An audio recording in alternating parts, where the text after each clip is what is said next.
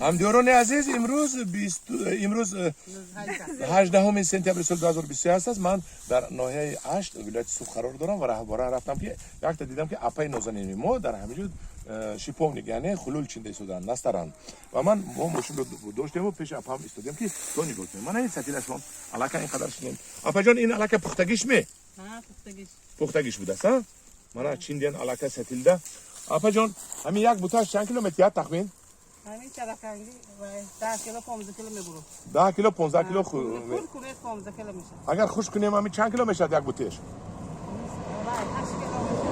8 کیلو 8 کیلو 10 کیلو 1 کیلو 15 10 کیلو میفروده.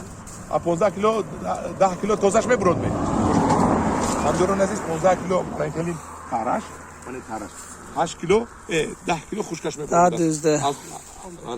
5 کیلوش بولت دیگر از 3 یا حصهش برفت 2 حصهش میمونده. اپا جان در یک روز چند کیلو میچینید؟ 80 100 در یک روز اپام 80 کیلو 100 کیلو میچیندن و برای چیندن چند پول میتیاد یک کیلوش با؟ 2 تومان یک کیلو تومان هر خیلی دیگه دیگه خانم بسته. هر سو داش باشه 2 تومان این خیلی سلام کردنش یک تومانی. یک سومی کیلوش با. این کرالevskiش همین می؟ همین ناز. هم دیگران عزیز من ناز ببینید من کرالevski من این کلونوشم هست. ببینید که در یک جای شنودگی که عموما زمینی بیکارش استفاده بردن. زمینی بیکاری که اینجا یگان چی نمیشد. نظر دولو میشد، نه انگور میشد، هیچ چورماق.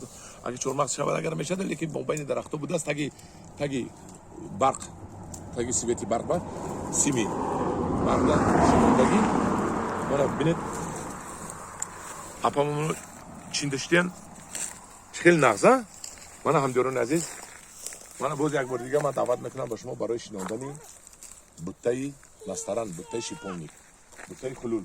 من ببینید چه خیلی میبنده داخل. ببینید یک تاش 10 کیلو خشک میگرفته. یک تاش 10 کیلو اگر $1 و $10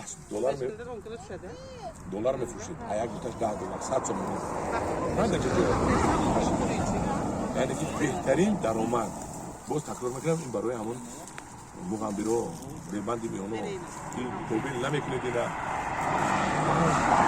آب که کم ترکی میباش کم شود. اگر دورو تیت کو بخوام میشد. من بوتا تمام شد. اپا جان یک بار دیگه درباره این وایش گپ زدیم. من همینو چی من نداره. من این کرم زدگی چی زدگی اگر میشه دیگه اگر میشه دیگه اگر میکنیم وقتی ده خیلی شده اینه با گشته با اینا میچینونه. اینا میچینن نه تیرامو چینه میسوزونه نه. همدیران عزیز من سوال دادگی بود که برای چی شیپونیک ما هم خشده است. همون آدمم جوابش همین از تیرامو اینا چینده قایچقتی برده سوزونید. سال آینده خدا خواهد بهترین شیپونیک میگیرید. من وایش نشونتی انا دیدید بهترین شیپونیک. انا همدیران عزیز و کسای معقول باشد اگر پادلیت کند پادپیسات کند کدام اگر پادپیسچوی من اگر در یوتیوب پارتیکل نهاد یوتیوب دیگر آدم رو پارتوی تو پادپیسچو زیاد شوند در یوتیوب تو بینن خلق بینن که حالا خیلی چیزها هست شینونن پیشروی شود در خلق ما صاحب پول شوند کمتر روند مهاجرت مهنتی پیش پدر و مادر شینن. این خودش پولی دلار میشود. این همین پولی که در مهاجرت مهنتی میگیرد همین پول هم میشود. مهنتونه در همین تاجیکستان شینونه. همدیران عزیز بسیارتر همین نامورها را تقسیم کنید. التماس با دیگر رفیقاتون نشان دهید پادپیسات کنند. همه کسا بینیم همه کسا یک ذوقمون پیدا شده آباد کنیم تاجیکستان را. تاجیکستان با پیش پادپیسات کنید. رحمت کلام به شما.